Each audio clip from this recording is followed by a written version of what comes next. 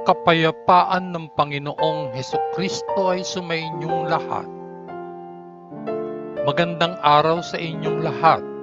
Saan mang sulok ng mundo kayo naroroon sa sandaling ito. Ang pagninilay sa mabuting balita sa araw na ito ay pinamagatang ang problema ng tao. Ang pagsunod sa utos ay mahirap sa tao. Ang unang pagbasa. Pagbasa sa banal na ebanghelyo ayon kay Apostol Marcos, unang kabanata mula unang talata hanggang ika-45 talata. Ang pangangaral ni Juan Bautista. Ito ang mabuting balita tungkol kay Hesukristo, ang anak ng Diyos. Nagsimula ito gaya ng isinulat ni Propeta Isaias.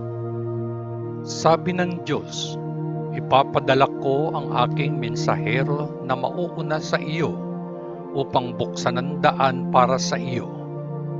May sumisigaw sa disyerto, ihanda mo ang daan para sa Panginoon. Gumawa ng isang tuwid na landas upang lakbayin niya. Kaya't nagpakita si Juan sa disyerto, nagbautismo at nangaral, talikdan ninyo ang inyong mga kasalanan at magpabautismo, ang sabi niya sa mga tao, at patatawarin ng Diyos ang inyong mga kasalanan. Maraming tao mula sa lalawigan ng Judea at sa lungsod ng Jerusalem ang lumabas upang makinig kay Juan. Nangumpisal sila ng kanilang mga kasalanan at sila'y binautismohan niya sa ilog Jordan. Nakasuot si Juan ng mga damit na gawa sa balahibo ng kamelyo na may sinturong balat sa kanyang baywang, at ang kanyang pagkain ay mga balang at pulot-pukyutan. Ipinahayag niya sa mga tao, ang taong susunod sa akin ay higit na dakila kaysa sa akin. Hindi ako sapat kahit na yumuko at kalasin ang kanyang mga sandalyas. Binabautismohan ko kayo sa tubig, ngunit babautismohan kayo niya sa Espiritu Santo. Ang pagbibinyag at pagtukso kay Jesus. Hindi nagtagal, dumating si Jesus mula sa Nazaret sa lalawigan ng Galilea at binautismohan siya ni Juan sa Jordan. Sa sandaling umahon si Jesus mula sa tubig, nakita niya ang langit na bumukas at ang Espiritu ay bumaba sa kanya tulad ng isang kalapati, at isang tinig ang nagmula sa langit. Ikaw ay aking sariling mahal na anak, natutuwa ako sa iyo. Kaagad siyang pinapunta ng Espiritu sa disyerto, kung saan siya ay nanatili ng 40 araw na tinutukso ni Satanas.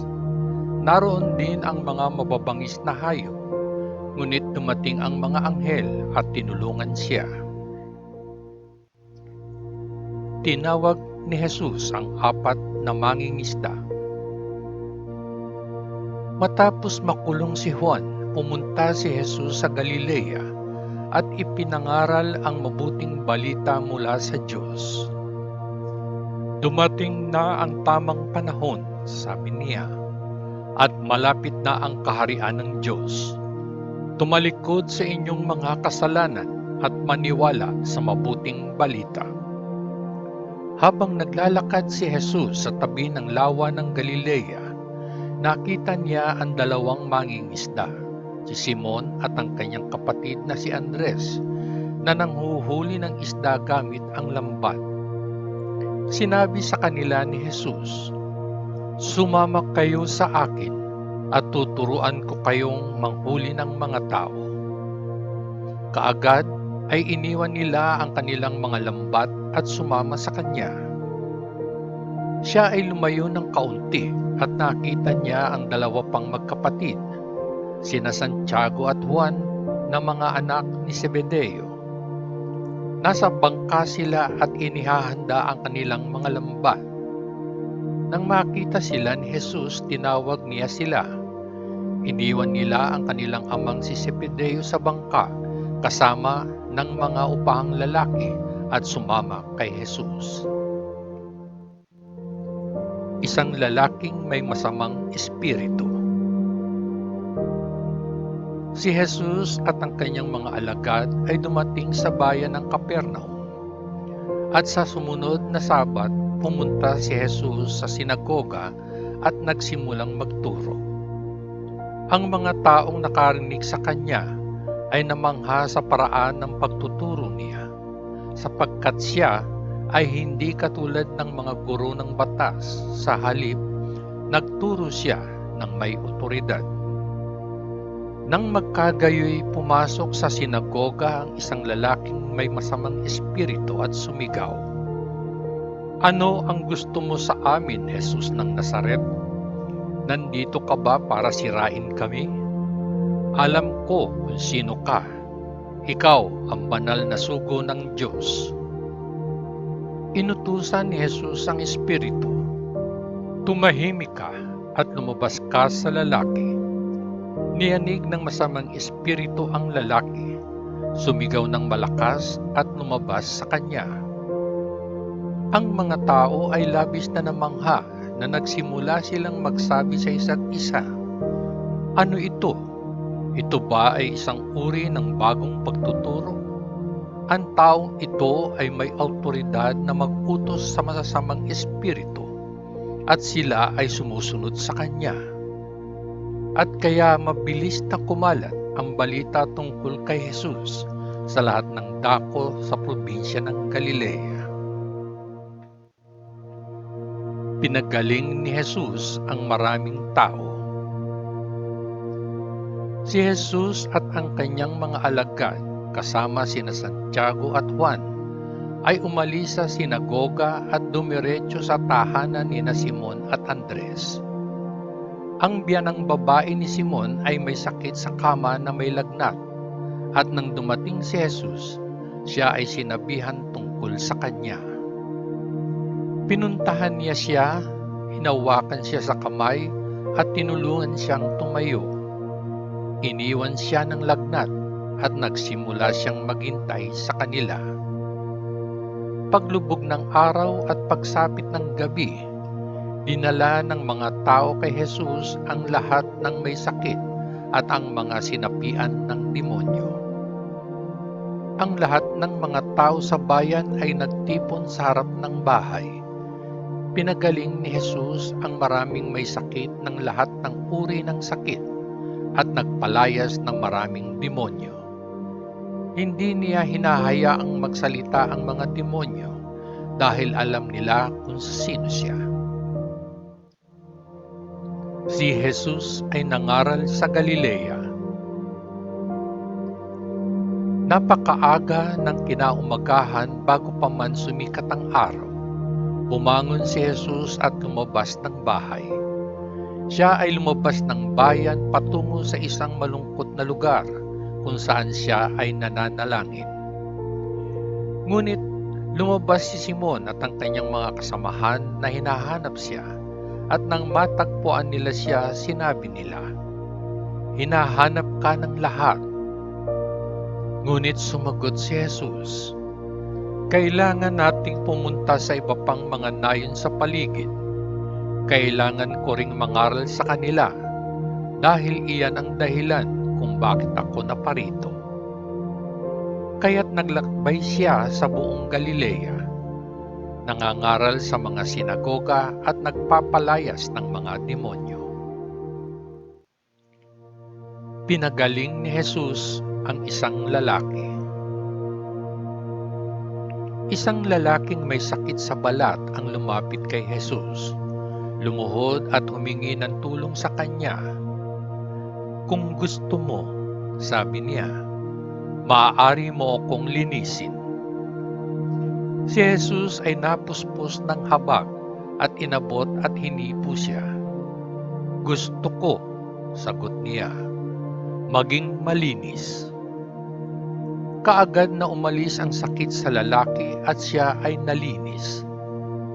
Nang magkagayoy, nagbilin si Jesus sa kanya ng mahigpit at pinaalis siya kaagad pagkatapos sabihin sa kanya, "Makinig ka, huwag mong sasabihin kahit kanino ang tungkol dito. Ngunit dumiretso ka sa pari at hayaang suriin kaniya. Ito ay upang mapatunayan sa lahat na ikaw ay gumaling. Ihandog mo ang hain na iniutos ni Moises." Ngunit umalis ang lalaki at sinimulang ikalat ang balita sa lahat ng dako. Tunay nga na lubhang sumobra ang kanyang kadaldalan, kaya hindi na makapunta si Jesus sa isang bayan ng hayagan.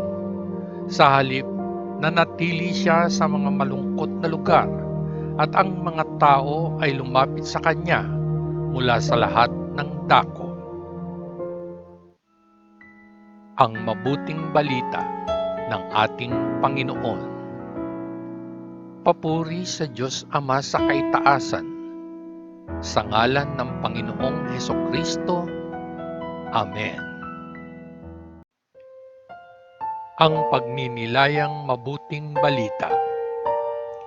Pagbasa sa banal na ebanghelyo ayon kay Apostol Marcos, unang kabanata, mula ika-40 talata hanggang ika-45 talata. Isang lalaking may sakit sa balat ang lumapit kay Jesus. Lumuhod at humingi ng tulong sa kanya. "Kung gusto mo," sabi niya, "maaari mo akong linisin." Si Jesus ay napuspos ng habag at inabot at hinipo siya. "Gusto ko," sagot niya, "maging malinis." Kaagad na naalis ang sakit sa lalaki at siya ay nalinis. Nang magkagayoy, nagbilin si Jesus sa kanya ng mahigpit at pinaalis siya kaagad pagkatapos sabihin sa kanya, "Makinig ka, huwag mong sasabihin kahit kanino ang tungkol dito. Ngunit dumiretso ka sa pari at hayaang suriin kanya. Ito ay upang mapatunayan sa lahat na ikaw ay gumaling. Ihandog mo ang hain na iniutos ni Moises." Ngunit umalis ang lalaki at sinimulang ikalat ang balita sa lahat ng dako. Tunay nga na lubhang sumobra ang kanyang kadaldalan, kaya hindi na makapunta si Jesus sa isang bayan ng hayagan.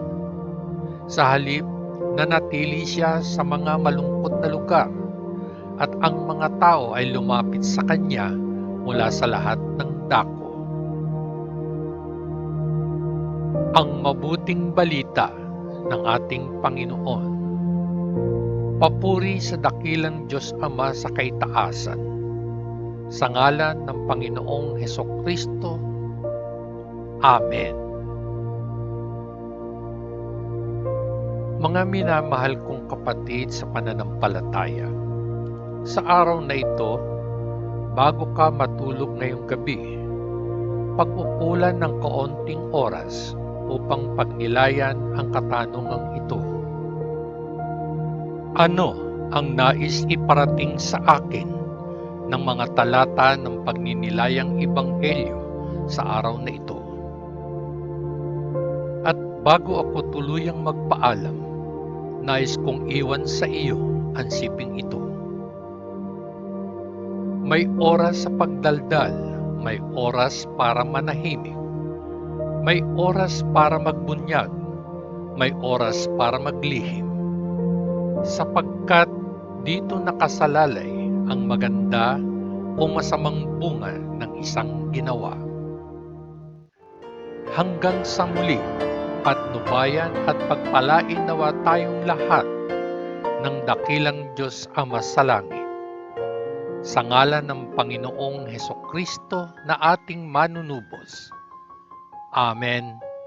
Amen. Amen. Peace.